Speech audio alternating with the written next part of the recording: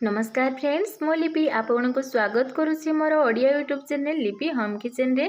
आज आम बनइबा भेंडी आलू आउ टमाटो देकी मसला भेंडी मसाला जहाँकि पुणी सोरिष मसला देकी तो आर टेस्ट पूरा द्विगुणा बढ़ी जीवो। आप थे खाइले एटा को आउ थे बनइबा लगी निहाती इच्छा हे। तो देखंतु फ्रेंड्स, एटे मु रसुण कोली को छड़ी दूची आउ एठी काटिकी अदा दे दूची कंचा लंका आउ जो मु सोरिष को नहीं जाइए ताकू टिके पानी रे भिजेकी दे दूची आउ जीरा ताकू देकी गोटे पेस्ट एबे करिनामा। आउ जो टमाटो दुईटा रखी थिले ना ताकू एमती छोट छोट पीस करके काटी देकी एथिरे मु देखंतु फ्रेंड्स, एथिरे मु नहीं जाइए मसला ग्राइंडिंग कर देछि। मु सब जाको एका सहित मसला को मिक्सी जार रे देकी ग्राइंड कर देछि। तापरे हमें भेंडीटा को काटी नबा। भेंडी को आपण बेसी छोट करिवेनी कि पूरा लंबा लंबा करिवेनी, पूरा मझिरु एमती टिके बड़ साइज रो रखिबे भेंडी को। आउ देखंतु आलू को मैं केमती काटुची, आलू को भी पूरा एमती लंबा लंबा करेंगे, छोट छोट पीस करें। तो देखंतु केते सुंदर सबु आलू गुड़ा को गोटे सेप अच्छी। तो चलते आम गैस ऑन करदेबा। गैस ऑन कर सारा पर गोटे कड़ाई लगेदेबा। कड़ाईटा आमर टिके गरम हो आसलानी। तापरे एबे आमे तेल ढालीदेबा। जदि आपणक घरे सरसों तेल अच्छी सरसों तेल आप निहाती पकेबे, जहाँकि आम भेंडी मसलार टेस्ट आहरी बढ़ी जीवो। तो देखंतु फ्रेंड, एठी आम कड़ाईटा भल भाव में गरम हो गलानी तेल सहित। एवं मो भेंडी को ढालिकी माने भेंडी को कड़ाई रे देकी भल भाव में ताको मिक्स कर दउची, सबआडे चलई दउची। तापरे सेथिरे भेंडी टिके सिझी आसीबो, सेथि लागि मो एठी डाल दउची लूण आउ हळदी गुंड। एथिरे बहुत सिंपल रेसिपी, आपण घरे ट्राए करिके जरूर खाइबे, बहुत भल लागिबो ए रेसिपीटा। तो देखंतु एथिरे मो लूण आउ हळदी गुंड पकेइके एमती चलई नउची सब साइड रो, जेमती आमर भेंडी टिके सिझी आसीबो ना, माने 90% पूरा सिझी आसीबो, पूरा फुल ताको सिझेइबानी। तो तापर आम भेंडीटा को बाहर कर नबा। पुणी से कड़ाई आम आलूटा को भाजीदेवा। आपड़ चाहिए भेंडी आलू एका सहित भाजी पारे, किंतु आलू टिके समय लगी थाए, भेंडी जल्दी हो जाए थाए, से मुझे प्रथम भेंडीटा को भाजी नेली। तापर एथिरे आलू को भाजी नउची। तार प्रोसेस मध्य ठीक सेमती जेमती आमे भेंडी भाजी थिले लूण आउ हल्दी गुंड देकी, सेमती मु आलू को भी सेमती भाजी नउची। तापर आलूटा को सिझला पर्यंत आमे टिके छाड़ी देबा। ये देखो आलूटा टिके सिझी आसलानी। तापर आमे देखो भल आड़े सब साइड को टिके चलई नबा।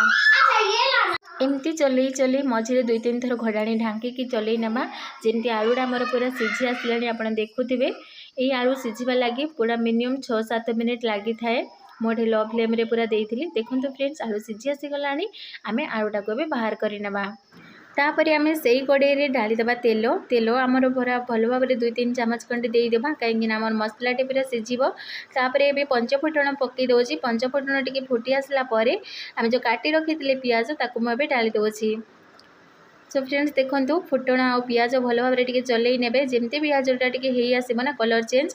तापर आमे जो पेस्ट बनैकी रखिथिले सोरिष मसला आउ टमाटो आउ अदा रसुणर से पेस्ट आम डालीदेवा। तापर ये स्वाद अनुसार टिके लूण पकेबा, जेहेतु आम लूण पूर्वर यूज करछंती माने अबे टिके कम लूण पकेबा। तापर हल्दी गुंड आउ काश्मीर रेड चिली पाउडर आम टिके देकी भल भाव में ताकू टिके चलई नबा।